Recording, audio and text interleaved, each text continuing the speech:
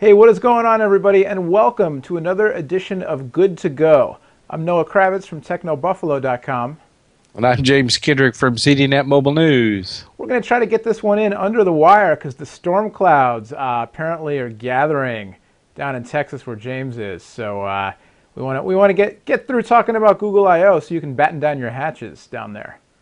Lights have flickered once already since we started, so I'm going to talk fast. And if I disappear, you lost me and you're not getting me back. All right. Anybody watching from the Texas area, if James' screen goes blank, send out the rescue dogs, the St. Bernards with the little barrels of medicine on their collars. So Google I/O, big news this week. Here it is. Oh my goodness. Here's the I/O edition, tab 10.1. Some of that loot that you brought back with you. Seriously, actually, you don't have it all yet. I don't have it all yet. The Chromebooks, they're not shipping until June.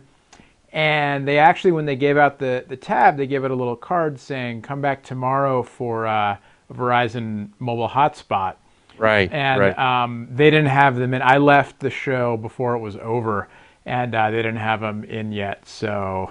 Oh, really? Yeah, yep. So that's the Samsung like I have actually in here somewhere. Yeah, Samsung was like the official, unofficial sponsor.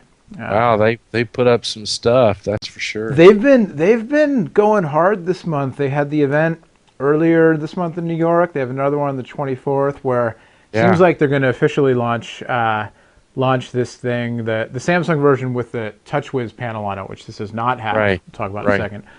Yeah, lots going on there. But well, let me ask you, because I was, when you're at these conferences, you tend to sort of get really deep into whatever it is you're focused on, but then there's so much else going on. I sort of wound up relying on the media as much as anything to find out, what else is going on. What was your takeaway from from not being at the event, but reporting on it and covering it from afar? Well, they're really good about streaming it live, and I mean, I have to admit, I was watching it as much as possible. I mean, Android is the hot platform right now in anybody's reckoning, and whether you like it or not, it's the hot one. And then we knew they were going to really tell us some more about Chrome OS and now the Chromebook, which we know, so that's kind of the second timely platform, in the news. And so really all of the news was coming out of Google I/O this week. And so it must have been fun to be there with all those other geeks. It was. The press rooms at these things are like, like a real live version of the usual suspects. You're kind of sitting there all locked in, and I'll come up for air, take the earphones out if I've been editing video, look around, and I'm like, oh, him and her and him, and so it's fun to see those things, fun to get people's take on it. But then this show in particular, just walking around the floor, for all I get grief about being an Apple fanboy sometimes online. A lot of attendees at the show came up to say hi and were very nice and didn't call me a fanboy. So that was nice. Every picture of the crowd at Google I/O I saw had nothing but Macs. Yeah. I mean, that was it. Yep. I think I saw one, and I don't even know what it was. I mean, it was a Windows machine of some kind, but that was it. Yep. A lot of Macs on stage. During the keynotes, they had a couple PowerBooks up there running things. What was very interesting is that on day one, especially at the beginning, I saw a lot of people. Now at the keynotes, they had a press section, so I was in the press section. But there were a bunch of people using iPads, to blog the show or whatever they were doing. But by day two of the show, because they handed these things out on day one. Well, I'll tell you what, there's the craziness of live TV, I guess. James, I hope you're all right. I'm guessing you said the lights were flickering. I'm guessing the storms rolled in and we lost you there. So if he comes back, oh wait, just as I said that, I'm seeing him back on Skype. So let's see if we can get James back here. All right, we got him back. James, the lights seem to be on. What's going on down there in Texas? My internet connectivity went dead. So right now I'm on LTE using my Samsung mobile hotspot that you were just sharing you haven't picked up yet. You We better do that. I actually bought one from Verizon as soon as they came in, and great backup connectivity for me. we clearly there's a certain sponsor who should be sponsoring this program. I just got a little warning on my end on Skype call recorders saying that the frame rate is going to be lowered. So for those of you watching this at home later, at least we've got James. At least we've got him. Yeah, that's probably the LTE, although it's pretty darn quick. Yeah. I mean, as a rule, but I mean, like I said, lights flickering. It's pitch black outside. Yeah. Well, we need it. We've been in drought conditions for like 3 months. Right. So it's good. It's good. Well, we'll get this in real quick. I had started to ramble about talk fast. Lots of Macs, lots of iPads, but then by day 2, everybody's walking around with these things because they had a great app, for just dealing with the show, with scheduling and locations of where different sessions were and everything. And this thing is so light that walking around with it, and this is my thing about the Tab 10.1. Samsung was, I don't know how much it cost them when iPad 2 came out and they went back to the drawing board and were like, we need to make ours better. I don't know how much it cost them, but they did good, because my big complaint about the Moto Zoom was just kind of too bulky, too heavy. I like the smaller tablets, the G Slate we've talked about, but this thing is so light that and so thin that even with the 10-inch display, it's really no problem to hold it one-handed. I actually went after I/O Moscone Center, where they held it, is just a few blocks from an Apple store in downtown San Francisco, and right by the train that I was hopping on ticket. So I went into the Apple store and Union Square. Right down there, exactly. And been there. I know. I've been in that store. You can picture me walking in, going to the right to the iPad 2 display, and picking one up and thinking, yeah, I like the hardware better on the Tab. Not talking about performance-wise, because I haven't had it long enough to know, and not talking about ecosystem and apps and all that, but just form factor and the way it feels. This is, they did well. So I've never seen as many unboxing videos for one device at one particular location ever. I must have seen 10 of them. Yep. And a bunch of them had Zooms. So I see what you mean. They were comparing, Yep. They were comparing them up there, and that was a big problem I had when I was testing the Zoom. I didn't like it. It was too heavy and too bulky. Yep.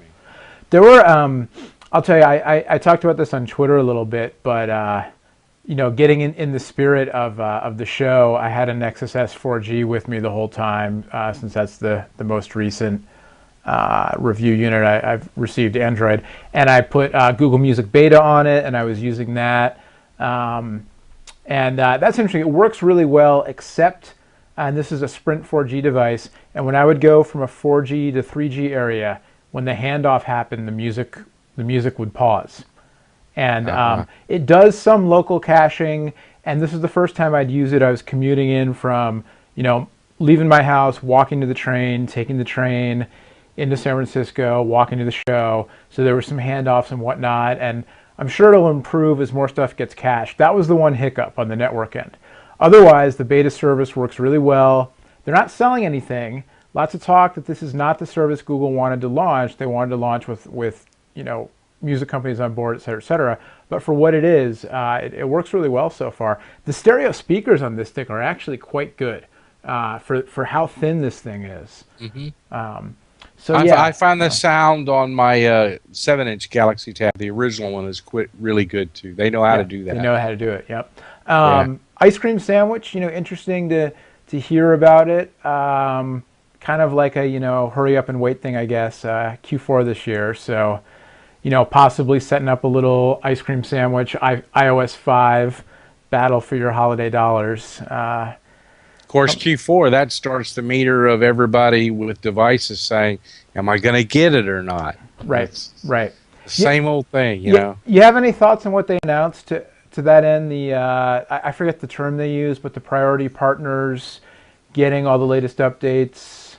I think it's a good step, but it was clear from all of the executive Q&As afterwards when people really started grilling them they admitted it's all in the talking stage. Yeah. I mean, and so what does that mean? I mean, Yeah.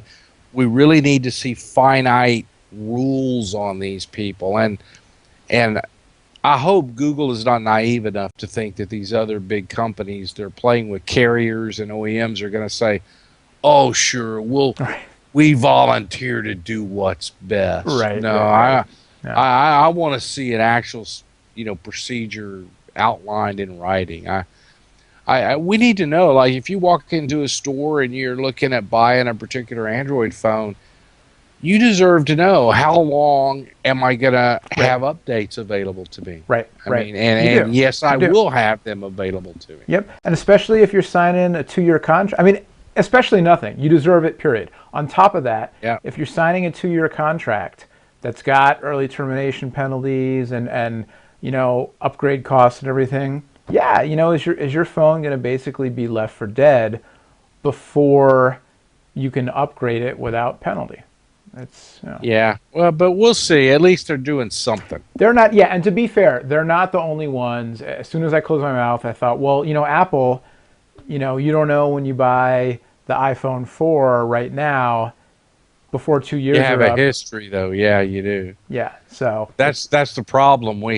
We have a consistent history with Apple, at least, and unfortunately, we have a consistent history with Android too, and it's not good.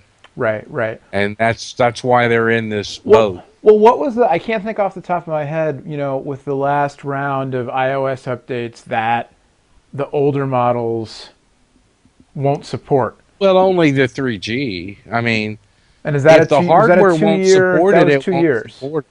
Yeah, but Right. if the hardware won't support it, it won't support it. No, right.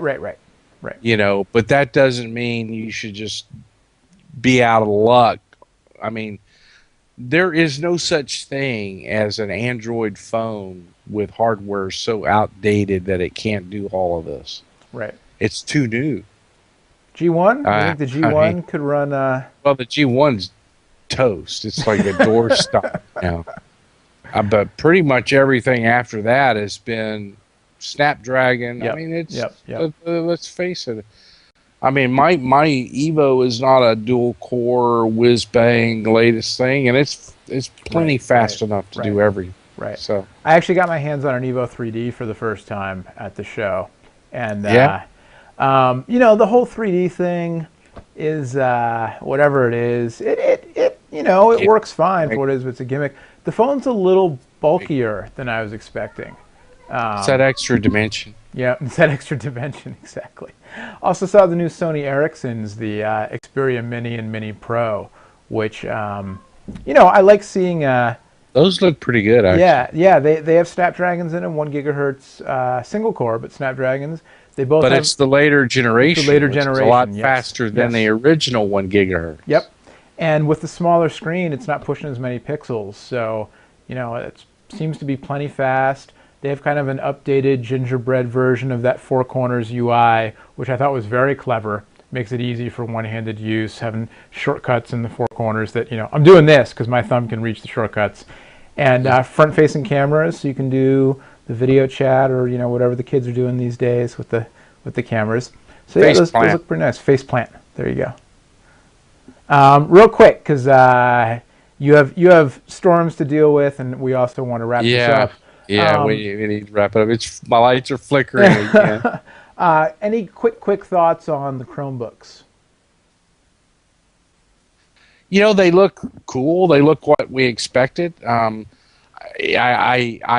like the enterprise subscription plan. I think they're actually going to hit the enterprise big time because that's basically a maintenance agreement. Yeah.